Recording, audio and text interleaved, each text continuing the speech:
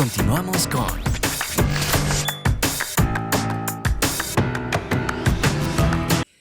Seguimos en este acto de presentación de esta importante obra de don Mariano Baptista Gumucio sobre Raúl Botelho González. Entre las páginas de este libro, en esa recopilación, rescate de textos, se encuentra uno de su hija, María Cristina Botelho Mauri, quien el año 2017, en un acto especial conmemorando el centenario del nacimiento de Raúl Botelho González, dio lectura al siguiente texto que lo vamos a repetir por el valor que tiene, porque además de quién se trata, y que dice lo siguiente: así recuerdo a mi padre. Hoy, en un día muy significativo para las letras bolivianas, conmemoramos el centenario de un notable escritor boliviano, Raúl Botelho González, un hijo de Lillimani, su idolatría y su pasión. De más está decirlo, un poseído por las altas cumbres, como también el Illampu, que aparece en su magnífica novela Altiplano, que cuenta con 15 ediciones. El escritor andino que supo pintar de la mejor manera el color y el sabor del ser boliviano, así lo aseveran críticos bolivianos y extranjeros. Y sigue más adelante María Cristina. El hombre enamorado con ingenuidad de niño, el poeta, el novelista, narrador, ensayista, dramaturgo y conferencista. El adulto que desafiaba lo cotidiano y nunca dio entrada al tedio, porque siempre estaba creando, imaginando un lugar especial para existir. El adolescente que se enroló como voluntario para defender el Chaco boliviano y que, por su edad, no pudo hacerlo. El jovenzuelo que colaboró de cerca a don Elizardo Pérez en la fundación de la escuela de Orizarta. Retrato a mi padre de cuerpo entero. Llevaba bigotes, los cabellos canos y patillas largas, con una cicatriz que le dejó el forceps en el momento de su alumbramiento y un furioso tic que revolucionaba su postura de bohemio y soñador. De pronto el tic aparecía y dejaba entrever que también era un ser de carne y hueso. Aquel movimiento intempestivo, como un gesto sobre el labio superior, era una de las características de su personalidad. Fue auténtico y cuando algo le disgustaba, no podía disimular. Fue un ser dotado de gran talento. Mi padre, dice María Cristina, el mago de la palabra, el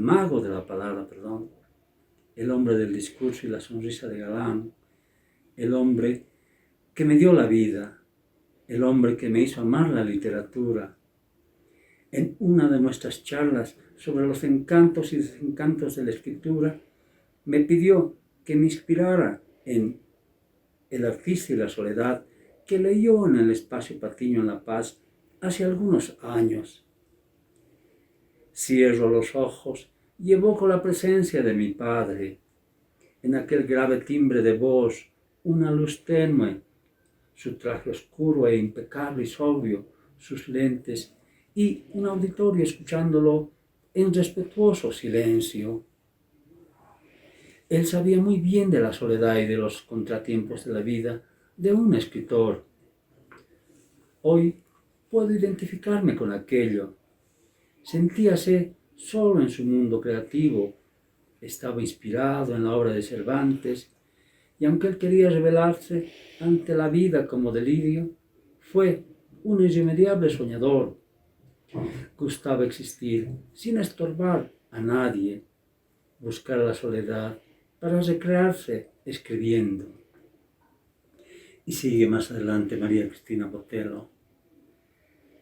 Realizaba largos viajes a los Yungas, entre el asombro y el escalofrío por la sinuosa carretera, plasmaba devotamente algunos cuentos cuyos pintorescos personajes nos refrescan la memoria de lo que aconteció por alejadas y olvidadas poblaciones bolivianas.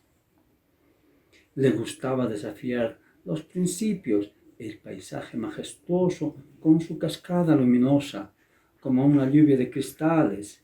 Iba solo y regresaba en compañía del volumen completo de otro libro listo para compartir con sus innumerables lectores. Encontraba en la naturaleza un remanso de paz. Las cumbres nevadas, el camino del Inca, el desafío inmenso, y con su mochila, un cuaderno y un bolígrafo, pintaba el universo como si hubiese sido parida en aquel instante.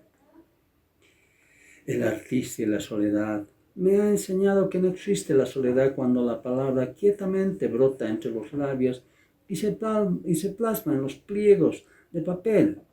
Mi escritor favorito, mi padre, Raúl Botelho González, musitaba versos y metáforas. Era como gotas de miel que salían de sus labios.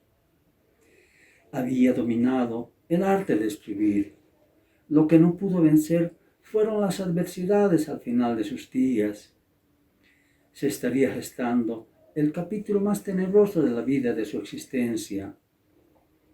Recuerdo con alegría su legado y no voy a relatar la dolorosa despedida de un ser que tuvo que pelearle a Thanatos con toda la capacidad de sus fuerzas físicas. Una lucha que duró más de 3 años. Y dice María Cristina, como hija, y debo decirlo, busqué todos los medios posibles para ayudar a mi padre. Hay circunstancias en las que algo maligno se interpone y no permite salvar de quien pudo haber sobrevivido. Irremediablemente pienso en el artista y la soledad y veo a mi padre con una bata verde y un chal de alpaca. Él empezaba a recuperarse del derrame cerebral. Estaba caminando con la ayuda de un enfermero en el hospital militar. Los pronósticos eran buenos. Así nos lo transmitió el neurocirujano que lo atendía, y mis hermanos y yo tuvimos la esperanza de recuperar al padre que se nos iba y dejaba sin ninguna explicación. Durante aquella tristeza y soledad, yo entraba de puntillas y lo visitaba. Me hablaba con brillante lucidez sobre sus autores favoritos de la literatura universal, entre ellos Fedor Dostoyevsky, José Eustaquio Rivera, Rómulo Gallegos y otros. Luego dejaba de hablar y volvía a su soledad. Evoco el humor y las travesuras de un escritor. Muchos días de su vida degustaba deliciosos platillos de la comida boliviana y me invitaba y conversábamos sobre temas cotidianos, sobre el tiempo, la inestabilidad política que mucho le preocupaba y el tema marítimo que con inmensa congoja mencionaba. Era un goloso de los chocolates y no le importaba que estuviesen llenos de colesterol.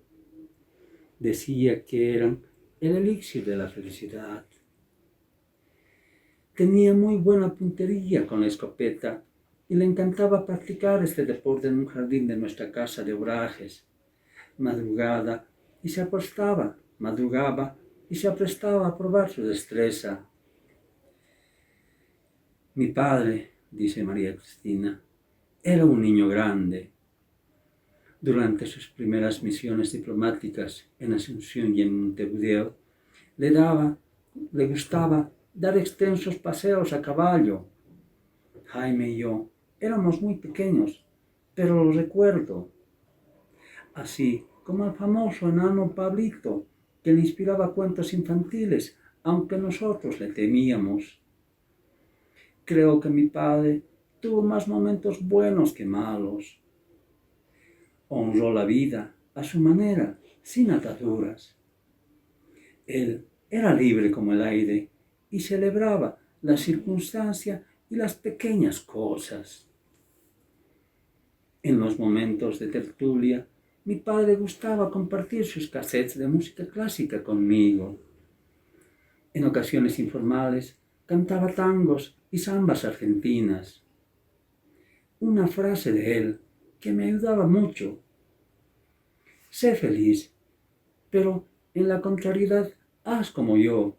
pisa y pasa. Era un auténtico churruta pico verde, un paseño más paseño que el chairo, las urupicas y la quirquiña. Así termina el texto escrito por María Cristina Botelho, la hija de don Raúl Botelho. Tanto Carlos Medinaceli, que lo consideró un gran novelista en los años 30, cuando publicó sus primeras cosas, como Fernando Díez de Medina, dijeron que en el caso de Díez de Medina, que Botelho era el mejor dotado de la generación de la posguerra. Raúl no pudo concluir dos obras que tenía en elaboración. Una sobre Mariano Melgarejo, viajó a Tarata a buscar el ambiente o entender cómo un pueblo tan pequeñito dio un monstruo de ferocidad y de alcoholismo como Melgarejo, cuyos restos él fue asesinado por su yerno en Lima, y décadas después, volvieron sus restos a Cochabamba.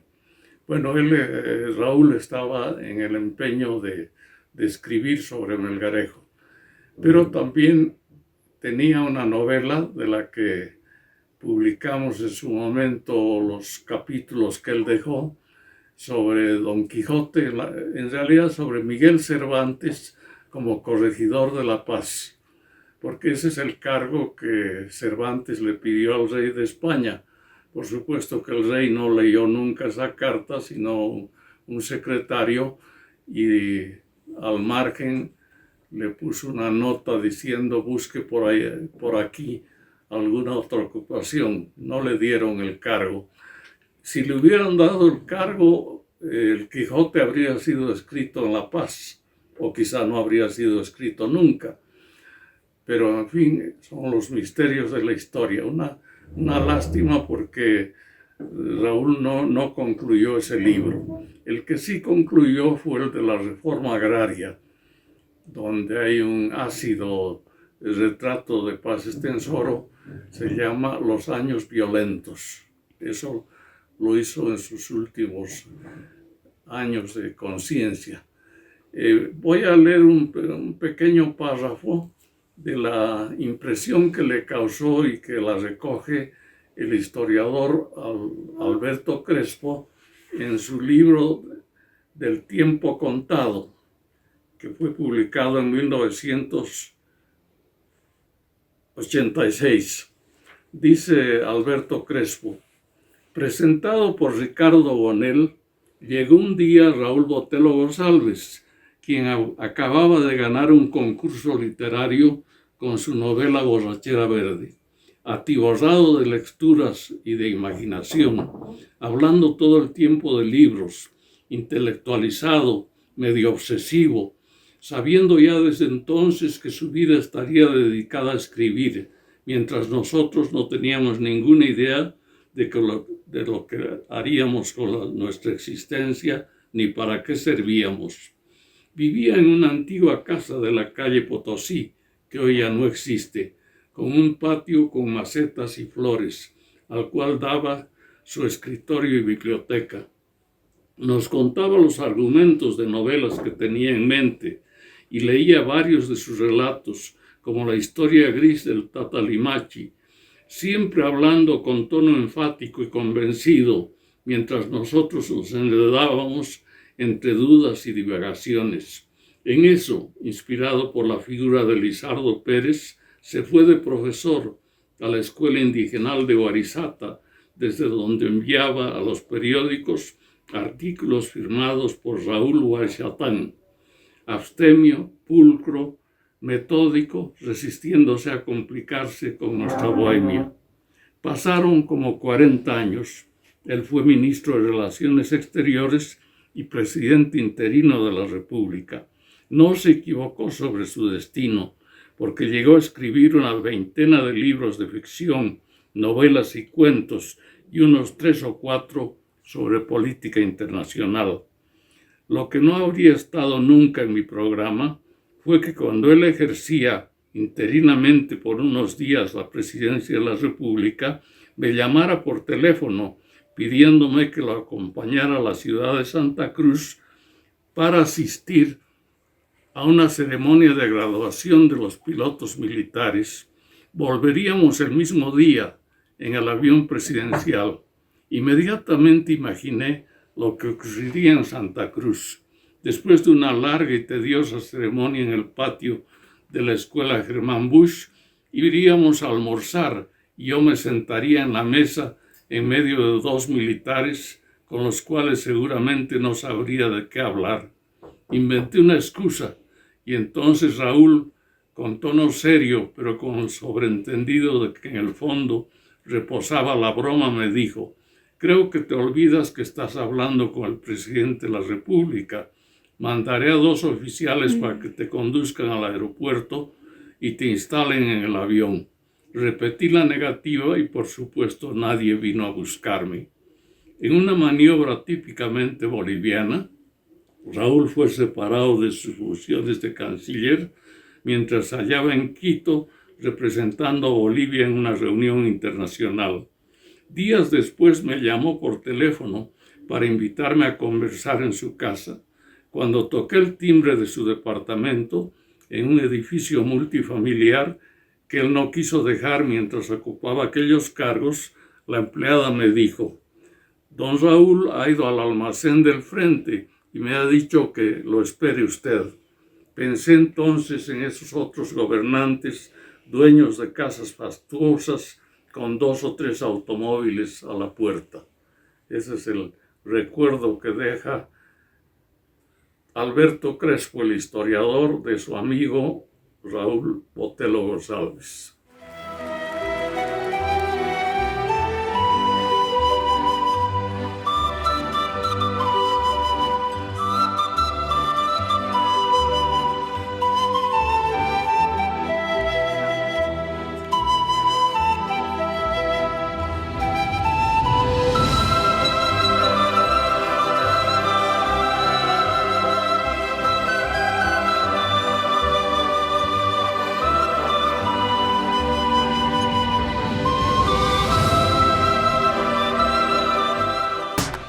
Estás viendo